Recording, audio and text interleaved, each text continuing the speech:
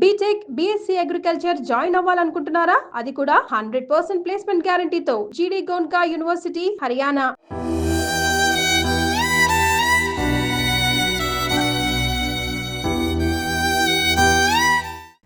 నాన్న, నేను జాబ్ మానేసి నిన్ను బాగా చూసుకుంటానా అని తన తండ్రికిచ్చిన మాట తప్పాడు Air India Boeing 7878 Dreamliner విమానం పైలట్ కెప్టెన్ సుమిత్ సబర్వాల్. తండ్రికి మాట ఇచ్చి 3 రోజులు గడవక ముందే ఆయనని ఒంటరివాడిని చేసి వెళ్ళిపోయాడు. ఇప్పుడు వయసు మీరిన ఆ తండ్రి రోదనకి అవధులు లేవు, ఓదార్పు లేదు.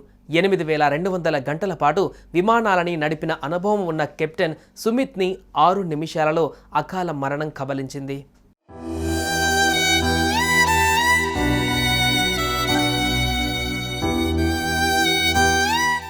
గురువారం అహ్మదాబాద్ నుంచి లండన్ బయలుదేరిన Air India AI 171 flight takeoff అయిన కొన్ని క్షణాలలోనే ఘోర ప్రమాదానికి గురైంది.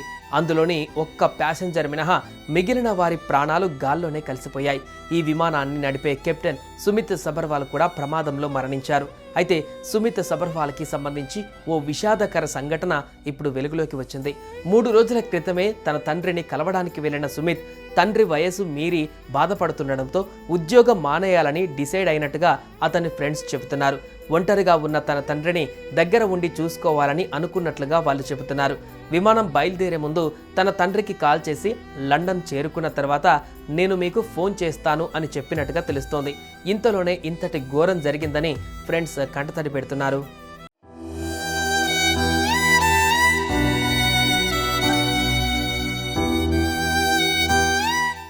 ఇప్పుడు అతని తండ్రి ఒంటరివాడయ్యాడని కన్నీరు మున్నీరవుతున్నారు.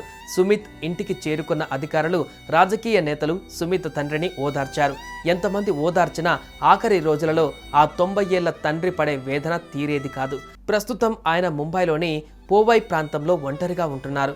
గతంలో ఈయన directorate general of civil aviation DGCAలో జాబ్ చేసి రిటైర్ అయ్యారు. ఈయన 2 మేనల్లుళ్ళు కూడా పైలట్లుగా చేస్తున్నారు. ఇక కూలిన విమానానికి ఫస్ట్ ఆఫీసర్గా ఉన్న క్లైవ్ కుండర్కు కూడా 1100 గంటల పాటు విమానాలను నడిపిన అనుభవం ఉన్నట్లు అధికారులు తెలిపారు. ఆయన తల్లి ఎయిర్ ఇండియాలో విమాన సహాయకురాలిగా విధులు నిర్వర్తించి రిటైర్డ్ అయినట్లుగా తెలుస్తోంది. ప్రస్తుతం అతడి తల్లిదండ్రులు సిడ్నీలో ఉండే తన సోదరి దగ్గర ఉన్నట్లు సమాచారం.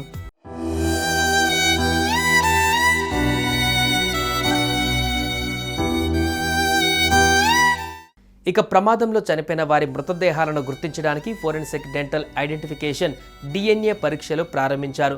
మృతదేహాలు అస్సలు గుర్తులేని పరిస్థితుల్లో ఉండడం వలన పళ్ళు, గోళ్ళు నమూనాల ద్వారా గుర్తించడానికి ప్రయత్నిస్తున్నారు.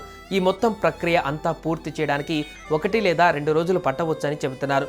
మరోవైపు aircraft accident investigation bureau black box కోసం వెతుకుతోంది.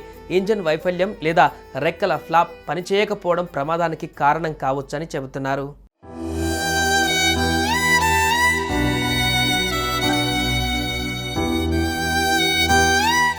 సుమన్ టీవీలో మీ పర్సనల్ అండ్ బిజినెస్ ప్రమోషన్స్ కోసం కింది నెంబర్కి కాంటాక్ట్ చేయండి.